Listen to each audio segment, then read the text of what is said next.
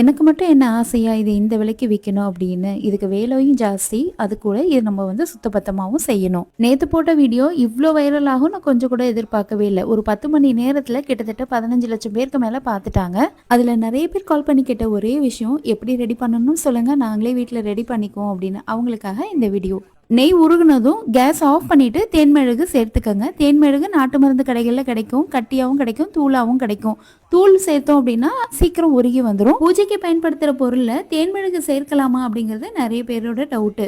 நிச்சயம் பயன்படுத்தலாம். பூஜைக்கு உகந்த பொருள் தான் தேன்மெழுகு. தொடர்ந்து நம்ம வந்து தேன்மெழுகு சேர்த்துன தீபம் போடும்போது நம்ம வீடு எப்பவுமே லட்சுமி கடாட்சமா இருக்கும்னு சொல்லுவாங்க. தேன்மெழுகுல தூசு இருக்கும், அதனால ஒரு டைம் வந்து அதை வடிகட்டிக்கணும். அடுத்தது பச்சை கற்பூரம், ஜவ்வாது, சாம்பிராணி வந்து சேர்த்திருக்கேன். அளவுக்கு மீறி பச்சை கற்பூரம் போட்டோம் அப்படின்னா தீபம் வந்து நின்று எரியாது, சீக்கிரம் கரைஞ்சு போயிடும். ஜவ்வாதும் அதிகம் போட்டோம் அப்படின்னா சென்ட் அடிச்ச மாதிரி ஆயிடும், நெய்யோட அந்த வாசனை வந்து இருக்காது. அதனால இது இந்த அளவு தான் அப்படின்றது 1 லிட்டர் நெய்க்கு கணக்கு இருக்கு. அதுக்கேற்ற மாதிரி தான் ரெடி பண்ணியிருக்கேன். நாம நினைச்சது நடக்கணும் அப்படிங்கிறது எந்த அளவுக்கு உண்மையா ஒரு வேண்டுதலை வைக்கிறோமோ அதே மாதிரி தான் நம்ம பூஜைக்கு பயன்படுத்துற பொருளும் உண்மையானதாகவும் சுத்தமானதாகவும் இருக்கணும்னு நினைக்கிறோம். ஃப்ரீசர்ல வச்சு ஃப்ரீஸ் பண்ணணும்னு கிடையாது, வெளியில வச்சாலே செட் ஆயிடும்.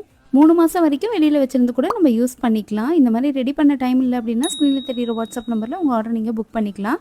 வெறும்னே நெய் விளக்கும் வாங்கிக்கலாம், இல்லைன்னா பஞ்சகவிய நெய் விளக்காவும் நீங்கள் வாங்கிக்கலாம்.